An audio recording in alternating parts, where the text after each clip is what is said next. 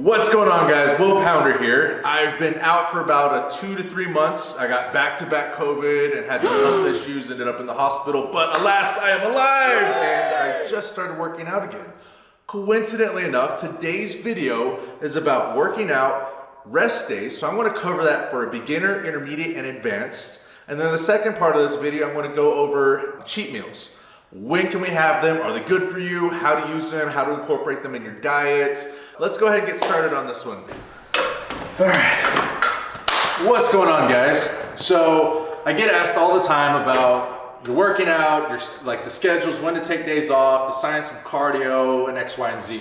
First, when we get started, your typical workout schedule that most people tend to follow is 5 days a week and 2 days off. If you're really kind of a go-getter, you don't really have to take rest days.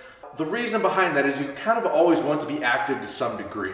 So if you're working out, 3 to 5 days a week, on your rest days or the days that you're not working out, you still need to get your blood moving. Now this could be going on a walk, this could just be being active, this could be doing a little bit of cardio at the gym, things like that can kind of help. Now, the way that you can determine when to take rest days is you kind of have to listen to your body. When I just went back to I just started working out about a week ago, and it was very consistent for 5 days, and then I was thinking about really pushing it, but I had to listen to my body because all my muscles were really, really sore, and you don't want to risk, if your muscles are really, really sore, you don't want to risk injury, you don't want to risk burning them out, and when you're working out, you don't want to actually work them out too hard because then you can raise your cortisol levels. And your cortisol levels will interfere with protein synthesis. So in some ways, more is less. So anyhow, I'm gonna get a couple sets in and I will see you in a minute. All right, we're gonna talk about rest days and when to incorporate them. So we're gonna follow the traditional format. Now this is gonna change if you're a professional athlete and you got a trainer that has you on a different program. But what I wanna get across is that we need to have a baseline of how we're going to operate. So our baseline is gonna be your traditional 5 days of working out and 2 rest days. Monday is the first day. You want that day to be a heavy lifting day, like your major muscle groups, like your legs or your back. I personally recommend doing legs. The reason why this is important is because we're going to talk about cheat meals later on, and this is all going to tie together. But first and foremost, let's talk about rest days and what those actually really are. Some people, they consider a rest day where they just do absolutely nothing and they just kind of lounge about and watch Netflix all day and don't do anything. Well, that's not quite what we're going for because we still have goals to reach.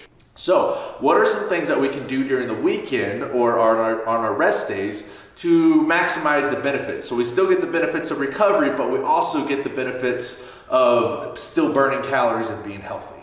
Now, a recent study came out that 7 sets of 20-second intervals. So what that means is 20 seconds, for example, say on a bike, go as fast as you can for 20 seconds.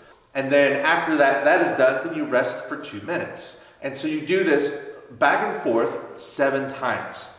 Now what they found out by doing this in the study is that you get all of the results and all the benefits of doing cardio, but you don't actually really tap too much into your glycogen stores, so you're still able to have that really, really good workout and you're not actually burning your muscle mass. Just to recap, we want 2 rest days during the week. I personally like to have them back to back because to me, it feels like I recover better with them back to back.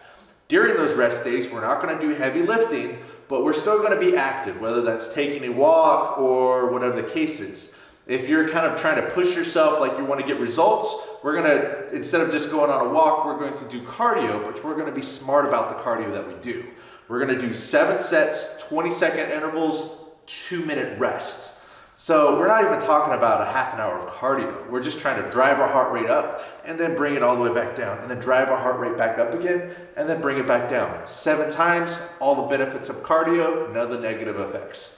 So, next up, we're gonna dive into cheat meals. Cheat days.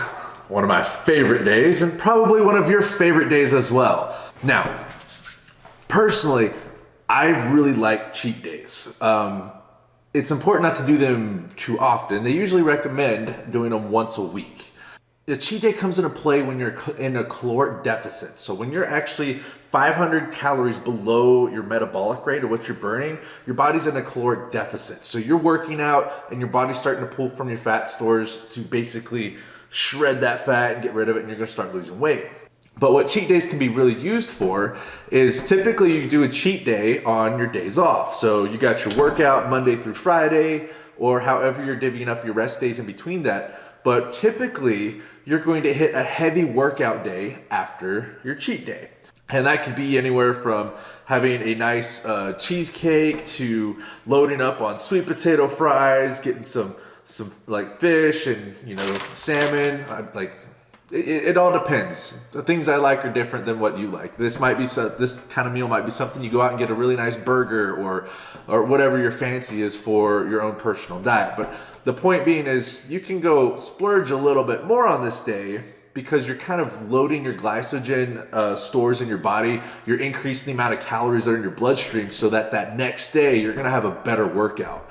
If you don't have enough calories in your bloodstream or your glycogen levels aren't really high enough and you go to do a really, really intense workout, now what you don't want to do is have a cheat day or a cheat meal the day before you're doing a smaller muscle group like your arms or chest or anything like that. Your two largest muscle groups are your legs, and then your second one is your back. So things that you want to avoid on your cheat days: anything that is milk or dairy based, and anything that is pig based. Both of those, regardless of your blood type, increases inflammation. So now your body has to fight inflammation in order to heal itself and X, Y, and Z. So you kind of want to reduce those.